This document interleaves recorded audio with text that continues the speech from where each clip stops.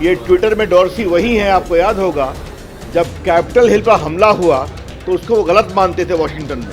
कई बार unverified account से पाकिस्तान से ट्वीट होता था जो आतंकवादियों के समर्थन में होता था। ममता जी की अगुवाई में कोई ईमानदार चुनाव नहीं होता। हम लोग पर लोकतंत्र की अवहेलना का आरोप लगाते हैं। आज बंगाल में लोकतंत्र की धज्जियां उड़ रही हैं। मोटी बात है कि क्या नीतीश कुमार ये नहीं चाहते हैं कि बिहार में दूसरा एम्स खुले? डॉर्सी का पूरा आरोप बेबुनियाद है।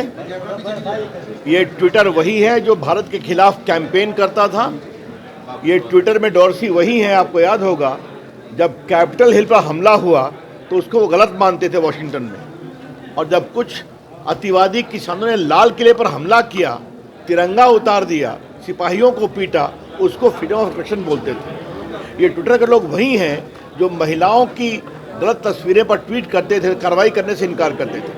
और ये ट्विटर के लोग वही थे जो अमेरिकन कांग्रेस में पेश होंगे, ब्रिटिश संसद में पेश होंगे, लेकिन भारत की संसदीय कमेटी में नहीं पेश होंगे। तो ये ना भारत का संविधान उस समय मानते थे, ना भारत का कानून मानते थे। और सबसे बड़ी बात है कि हम लोगों ने कहा था कि आप अपने अकाउंट को वेरीफाई करिए। कई बार अनवेरिफाइड अकाउंट से पाकिस्तान से ट्वीट होता था जो आतंकवादियों के समर्थन में होता था। तो ये सब काम नहीं किया। और ट्विटर में जैक डॉर्सी ने क्या किया, अब सब चीज़ें सामने आ रही हैं। एक बात साफ है, भारत में सारे सोशल मीडिया का पूरा सम्मान है। भारत एक लोकतंत्र है, लेकिन भारत का संविधान, भारत का कानून मानना पड़ेगा। आप आईटी मिनिस्टर से क्या वाकई धमकी दी गई थी, ऐसी कोई बात? मैंने पहले कहा गलत है, बिल्कुल साफ साफ कहा गया था। मैं आपसे एक बात मैं फिर कहूँ, अगर लाल किले पर तिरंगा का अपमान किया गया जो सच्चाई है, तो उसके बारे में अगर आपत्ति की गई, इसे आप मत आगे बढ़ाइए, तो गलत क्या है? उन्होंने कहा ये फ्रीडम ऑफ एक्सप्रेशन है, बाद में माने हम लोग की बात।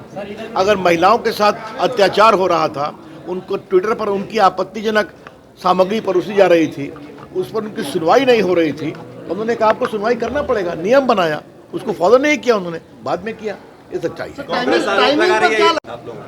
अब कांग्रेस के पास और कुछ नहीं बचा है, तो जो ट्विटर से खुद हटा दिए गए हैं, अगर उनका झंडा पकड़ के उनको भारत के लोकतंत्र के बारे में कहना है, तो मुझे कांग्रेस पार्टी से एक सवाल करना है। आज बंगाल में कांग्रेसी पीटे जा रहे हैं पंचायत के चुनाव में। आज बंगाल में भाजपा के लोग तो पीटे ही जा रहे हैं। ममता जी की अगुवाई में कोई ईमानदार चुनाव नहीं होता। वहां बूथ कैप्चरिंग होती है, आप लोग के टीवी पर दिखाया जाता है। कांग्रेस खामोश क्यों है?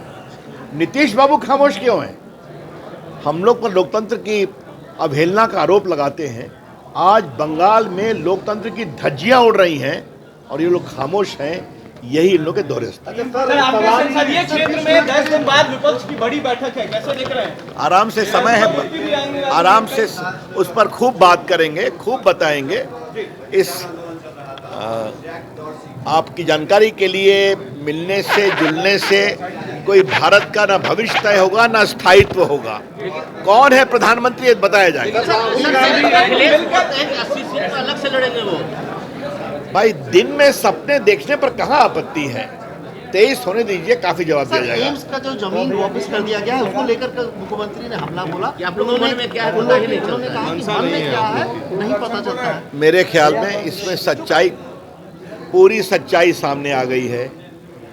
पहले उन्होंने जमीन एम्स में नहीं दिया, पहले का आईसीयू को अपग्रेड करिए, बाद में एम्स के कैंपस में जमीन थी वो नहीं दिया। और अब जो जमीन दी गई है, तो भारत सरकार की टेक्निकल टीम ने बताया है वो बहुत गहरी है, उसमें पूरी मिट्टी से भरना पड़ेगा, लाना पड़ेगा। जो केवल मिट्टी है उससे बहुत स्थायित्व नहीं होता है, तो इसका जवाब देना पड़ेगा ना। इस तो पॉलिटिक्स क्या है? मोटी बात है कि क्या नीतीश कुमार ये नहीं चाहते हैं कि बिहार में दूसरा एम्स खुले? पूरे देश में एक एक एम्स है, सिर्फ बिहार है जहां एक एम्स पटना के अलावा दूसरा भी आ रहा है। इसमें सहयोग करें, राजनीति नहीं करें। सिर्फ खबर दिखाना देशवा न्यूज का मकसद नहीं। देशवा न्यूज की कोशिश है कि समाज की सूरत बदलनी चाहिए। देशवा न्यूज पर वीडियो देखने के लिए लाइक करें, सब्सक्राइब करें, साथ ही बेल आइकन दबाना न भूलें।